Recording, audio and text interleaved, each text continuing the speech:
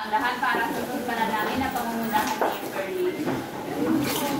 Let's bow our head. In the name of the Father, Son, and the Holy Spirit. Amen. Amen. Bago kayo maupo, maaari bang kunin muna or linisan sa muna ninyo sa ilalim ng inyong maupuan kung may nakikita man kayo pagtulog dyan? Lang, teacher. Maaari na kayo maupo. Tapos na po. Magandang umaga mga bata. Magandang umaga rin po, teacher. Kami na pala si Teacher Jeremy at si Teacher Christine. Kami ang tuturo sa inyo ngayong araw. Pero bago ang lahat, may lumiban ba sa ating klase ngayon? Wala po. Mahusay. Mayroon kaming inihandang mga alituntunin na kailangan nating sundin habang tayo ay nasa ating kalakayan. Basahin nga ng sabay-sabay. Manalangin ng mabuti at huwag gawan ng anumang ingay. Igalang ang puro at mag-aral. Magtulungan sa anumang gawain. Itaas ang kamay kung nais magsalita. Salamat. Inyo ba naiintindihan ang ating alituntunin? Opo! Ngayon naman, may tanong si teacher. Inyo ba naaalala yung ating huling tinalakay? Opo! Laika? Patungkol po sa ginagayang iba't ibang pinagmumulan ng tunog gamit ang galaw ng katawan nito. Mahusay. Bago tayo magsimula sa ating talakayan, mayroong inihandang dalawang larawan si teacher. Ang gagawin ninyo ay obserbahan lamang ninyo itong dalawang larawan. Ito yung unang larawan at ito yung pangalawa. Ngayon, anong naobserbahan ninyo sa unang larawan? Teacher, sa unang larawan ko, kumakanta po yung babae. Mahusay. Ano naman sa pangalawa? Bibi Jane? Nagsasalita po, teacher. Mahusay. Ngayon, base dyan sa inyong inobserbahan, yan ay taong nagsasalita at saka taong kumakanta. Pero bago tayo magpatuloy sa ating talakayan, mayroon tayong mga layunin. Pakibasa nga, Neka. Pakibasa yung una, Neka. Natutukoy ang kahulugan ng boses. Salam. Number, ang pangalawa. Nakikilala ang pagkakaiba ng pagsasalita sa tao. Ang panghuli naman, Laika. Naisasagawa ang pagkakaiba ng pagsasalita sa pag-awit. Salamat. Base dyan sa inyong inobserbahan dalawang larawan, may idea na ba kayo kung ano yung ating talakayan? Teacher, I have an idea. Okay, Berlin? Mayroon pa ba, Laika? Nakikilala ang pagkakaiba ng pagsasalita. May iba pa bang may sagot? Laika. May iba pa bang may sagot? Baby Jane?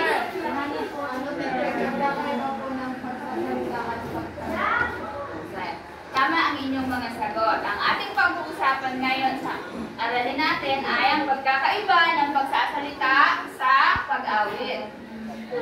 May idea kayo kung ano yung sinasabing pagsasalita? Ano ito? Ano sa palagay niya ang pagsasalita? Rishelda?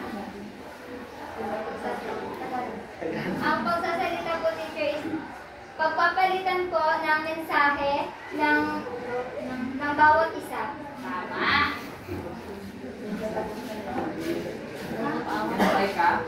Then like Paggamit po ng ating boses para mapahayag ating gusto sabihin sa siya. tama. Mahusay ang inyong mga sagot. Ngayon naman, ano naman yung pag-awit?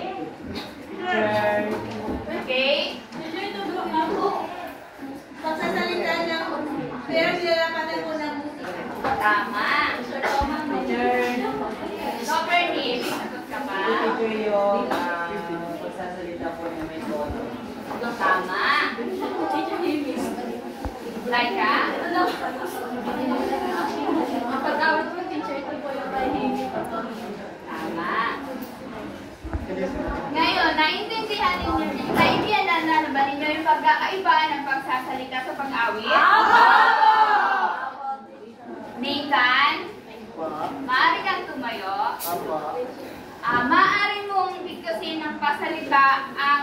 Magandang umaga sa inyong lahat. Magandang umaga sa inyong lahat. Mahusay. Yan ang halimbawa ng pagsasalita. Ngayon, teacher ako, joke lang. Before, maaari mo itong ulitin, pero sa pamamagitan na ng pag-awit.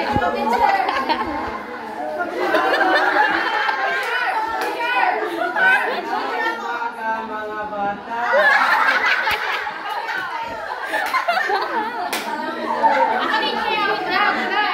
Magandang umaga!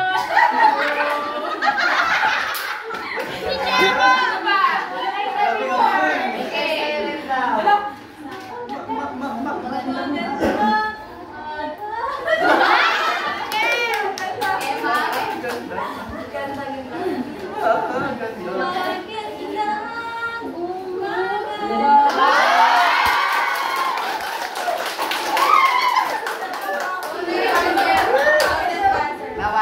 Base sa inyong mga sagot kanina, ang kahulugan ng pagsasalita, ito ay ang paggamit ng ating boses upang magpahayag ng damdamin, ideya, o impormasyon karaniwan ay walang tono. Ibig sabihin, kung pagsasalita, wala siyang tono. And then, kumpara dito sa pag-awit, ito naman ay tama naman kayo, may tinig o may tono. Naintindihan nyo na ang ating tinalakay? Opo! Handa na sa susunod na aktibidad? Opo! Ngayon, si Teacher Jeremy na ang matuturo sa inyo ng aktibidad ng susunod.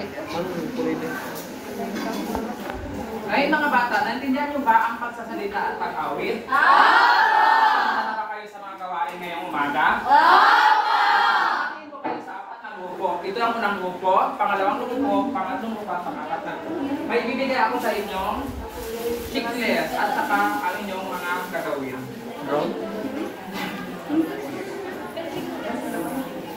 Ito naman, Victor, yung grupo. Ano ko yung bibigay sa inyo, ha?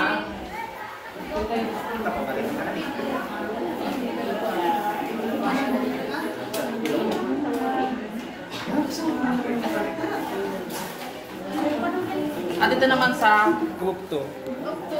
Siyempre, bago nyo gagawin ang inyong aktividad ngayong umaga, mayroon ako hinihanda panuto.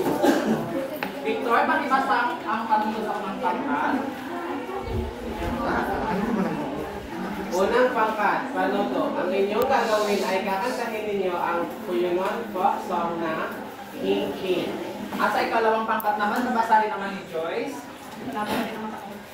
Babasahin ng malakas ang tulang kaibigan sa awit at salita. At sa ikalawang pangkat naman, ay nabasahin ni Fred. Ano ito basahin? At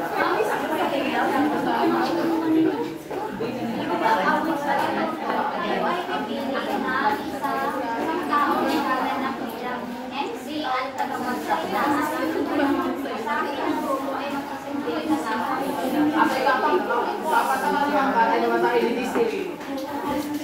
Ikaapat na pangkat, panuto, kayo ay aawit ng sabay-sabay na hango sa ako ay mayroon ang pinamagandang boses ko'y ay kapon. Naintindihan niyo ang mga bata ang inyong panuto? Ay, naisunin natin ang gawin ang inyong gagawin. Kaloob lamang ng 5 minuto.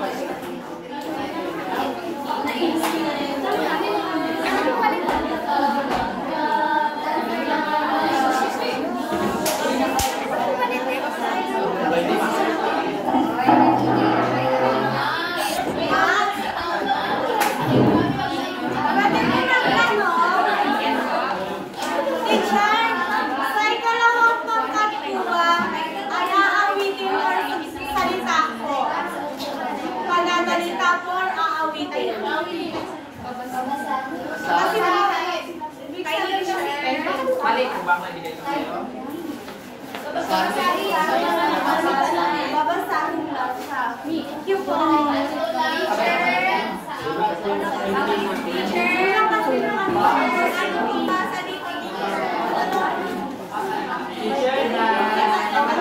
Kuya Jem. Kuya Jem. Handa na ba ang lahat?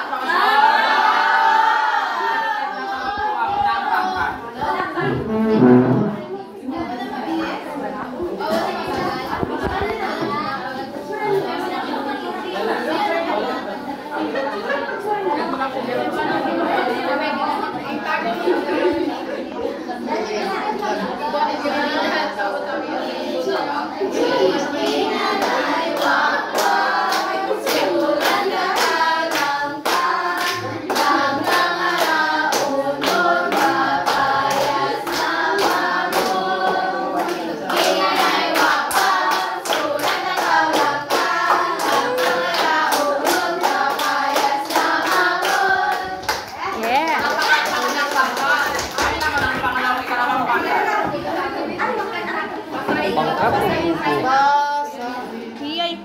Parang i-ilis lang siguro yun. Teacher, ito ba kayo?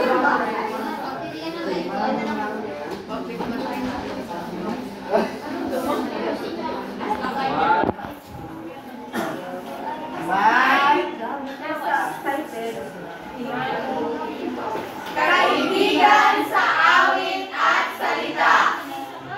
May kaibigan akong totoo. Laging nandyan, ako'y di nag-iisa. Kung ako'y magsalsa, malinaw ang tinig. Kapag inawit, mas lalo kang masigla at makinig.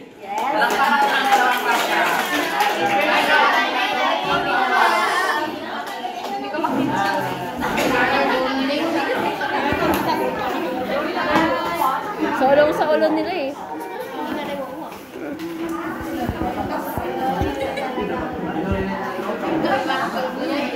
Magandang umaga po sa inyong lahat. Ako po si Lorelai Manrique, ang iyong punong abala. Ngayong araw, sama-sama tayong matuto sa aming munting programa. Upang magsimula, tawagin po natin ang ating tagapagsalita. Silent!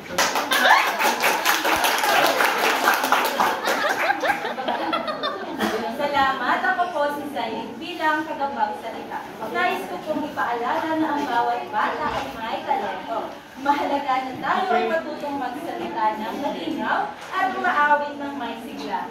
Tandaan, ang boses ay regalo.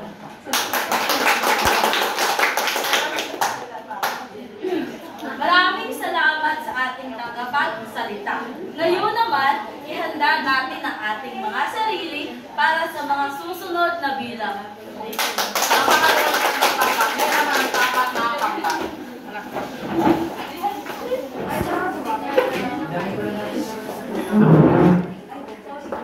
Progress, guys.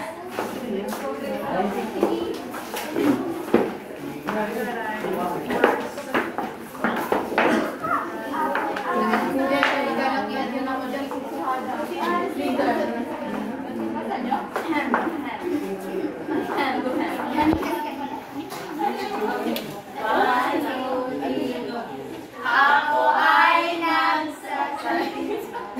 Malinaw ang wika. Kaingay mo ay natutuwa kapag nakikinig siya. Pangawit, boses ay kay ganda. Ginagamit araw-araw sa tuwa at saya. Palakpakan natin. Mahusay.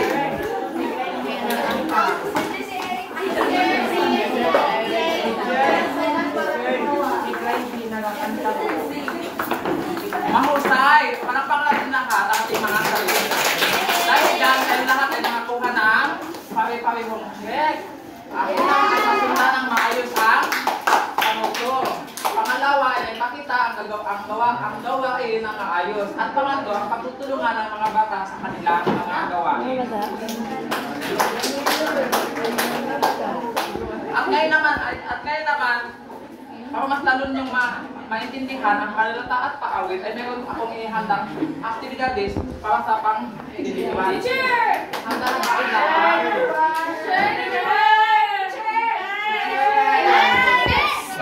Bago niyo masagutan ang ating aktibidades, ay basahin muna natin ang ating panuto diyo. Pakibasa ang ating panuto. Pag-aralan ang mga larawan at sabihin kung ito ay pagsasalita o pag-awit. Galing ka?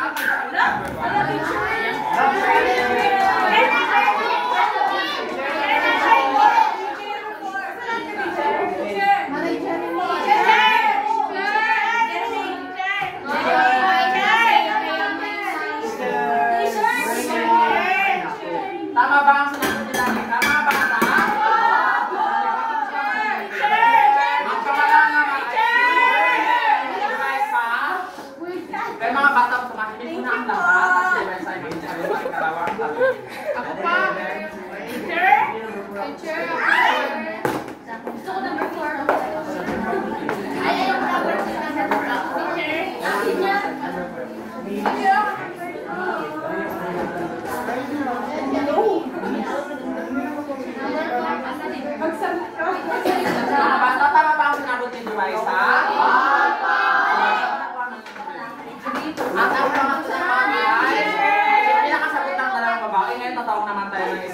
lalaki ulit. Ako teacher. Ang lalaki ang ating tawagin ay si Deo.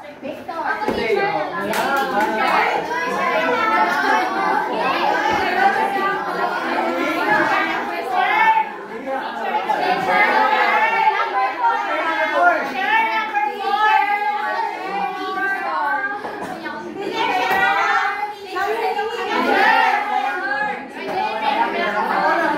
Mga bata, tama ba ang sinagot ni Deo?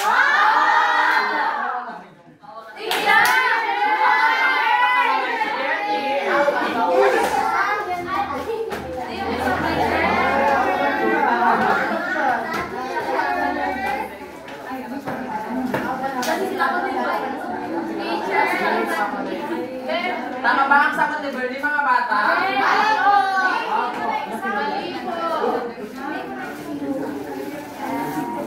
At ang ating huling mga sagot ay...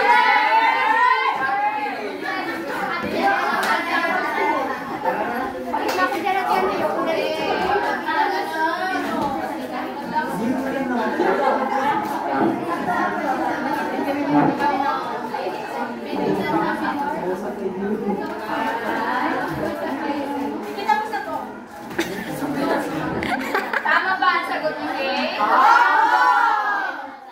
May tanong pa ba? Wala na tanong. Ibig sabihin, naunawaan ninyo ang ating tinalakay. Handa na bang umuwi ang lahat, mga bata?